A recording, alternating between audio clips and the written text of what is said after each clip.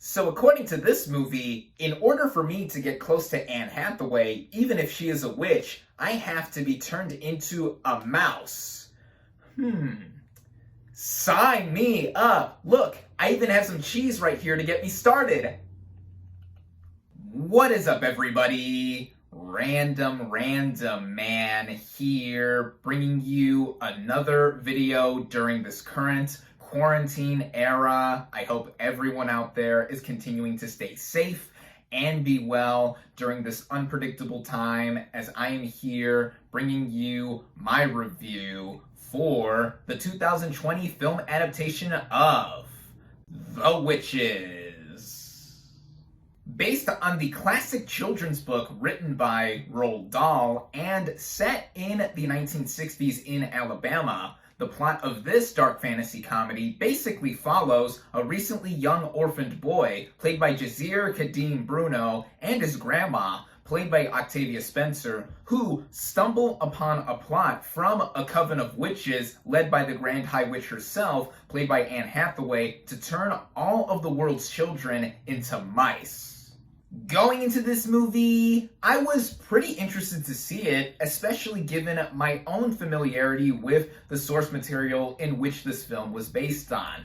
I do remember reading a lot of Roald Dahl books when I was younger, whether it was Matilda, Charlie and the Chocolate Factory, the BFG, what have you. I found his style to really speak to me, as it did for millions of children worldwide. And with The Witches, I remember reading it at some point when I was younger, maybe when I was in the 4th grade or so, but even with my faded memory on that, I do vividly remember watching the 1990 film adaptation of the book starring Angelica Houston as the Grand High Witch and directed by Nicholas Roeg. In fact, I rewatched it recently before this new version of the story was released, and I thought it held up exceedingly well, particularly in the VFX and technical department with the makeups, prosthetics, and practical effects everywhere. Yeah, this is something that would certainly scare a young kid. I don't know why I wasn't scared by this movie when I saw it when I was pretty young, but I guess I was probably distracted by Mr. Bean, or Rowan Atkinson, I should say, as Mr. Stringer, because when I was younger as well, I was obsessed with Mr. Bean. But even so, looking at the film overall, this is a pretty good adaptation of the book as far as I'm concerned, except for the ending, which in real life, Roald Dahl detested the film for changing up from his source material, and even with that, I still find it to be a really solid film. So, with the advent of this new version of the story being adapted into film once again, I was curious to see what would be done this time around, especially with the co-writer and director of this film being Robert Zemeckis. Of course, he has brought us many classic films in the last few decades. While his track record recently hasn't been the best, especially compared to other directors from his era, he always does something interesting. I, in fact, enjoyed his film Allied from 2016, and the cast that he got together for this reimagining of The Witches had me on board as well. Which, speaking of that, let's get right into the cast and their performances, starting out with Anne Hathaway as the Grand High Witch. I love Anne Hathaway. In just about anything she does, she always brings a lot of charm, and just her overall beauty really exudes onto the screen with the utmost grace. And I think here, given the specific role that she has been assigned to tackle, she is sinister underneath what her very lavish exterior may imply. She makes this role her own, and she doesn't necessarily try to echo what made Angelica Houston so masterful in the 1990 film. And here, this is also aided by a lot of other factors, such as how visual effects make her look, and just how the scarred smile on her face distinguishes her from any other witch, or just how a witch would look in general. So with that, I thought that she knocked it out of the park here. I thought the other performer who knocked it out of the park here was Octavia Spencer as the grandmother to the young boy in this film. She is the all-knowing and sassy grandmother to our main protagonist here, and Octavia Spencer, in a lot of her roles that she has done within movies, has a tendency to play that kind of character, but she does it well.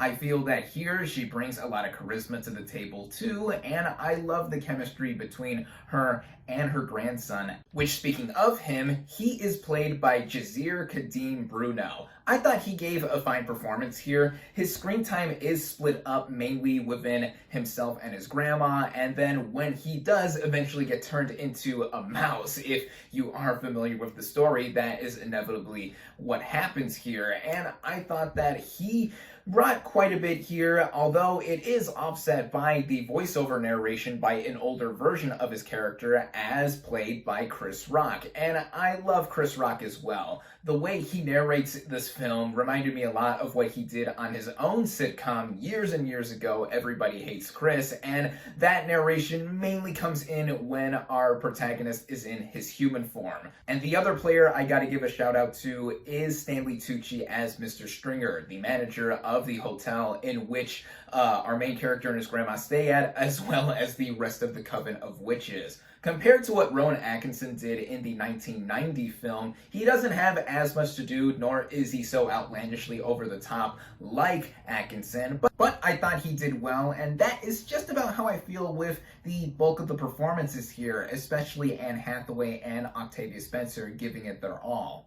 The writing of this film, which was done by director Robert Zemeckis along with co-writers Kenya Barris and Guillermo del Toro. That's right, the two-time Oscar winner himself is one of the writers here, and it's interesting to see how this story was changed up for this new film version, and I thought the way it was updated or redone, if you would, was interesting given the perspective. Stuff I also welcomed were changes in between that did make the plot interesting and not just a rehash of what we have seen or read before. For example, our young main character has a pet mouse, and it is later revealed that it is another human who was turned into a mouse prior to the events of the film, and she is voiced by Kristen Chenoweth, which I thought was a neat addition. With that being said, though, I do think the way this new version is paced in comparison to the 1990 film is more rushed, despite being 15 minutes longer than what was done before. This film runs at about an hour and 45 minutes, and I felt that while there were details that were spotlighted like what was done before, there were other things that I just felt like the movie just kept going through, and it felt like it had no time to waste, which also goes into how the movie is tonally, because the 1990 film is notorious for many for being a hard PG and scaring many young viewers when they first watched it.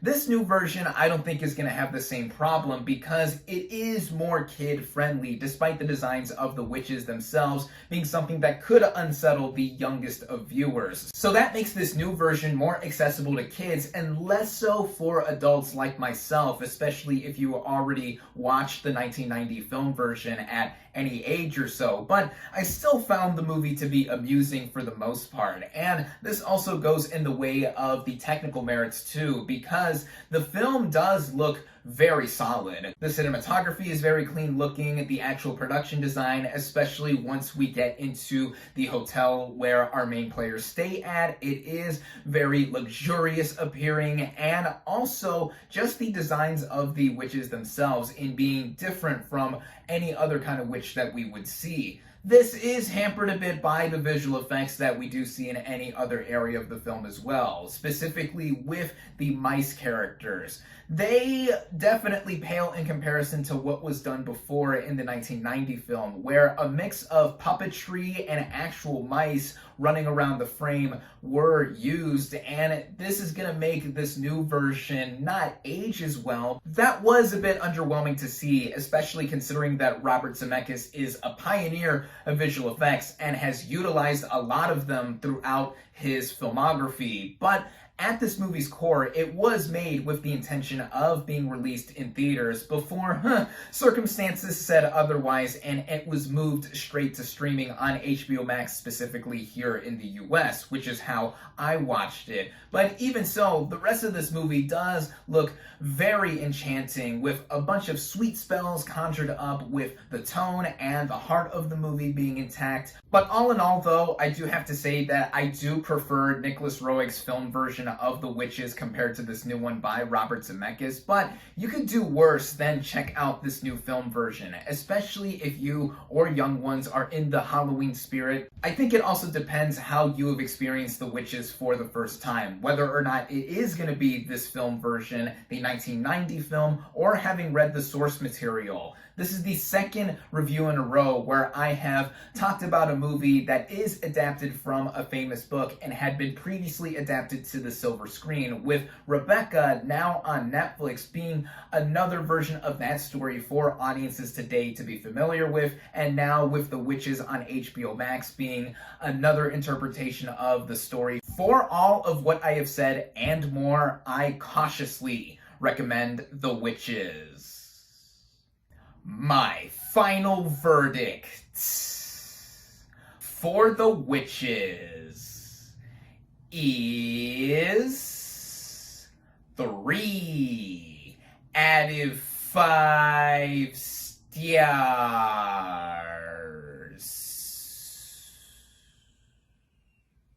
Thank you all, as always, for watching. Be sure to like this video, comment on what you thought of The Witches, social media links in the description, subscribe to my channel for more, and I'll catch you on the next movie review.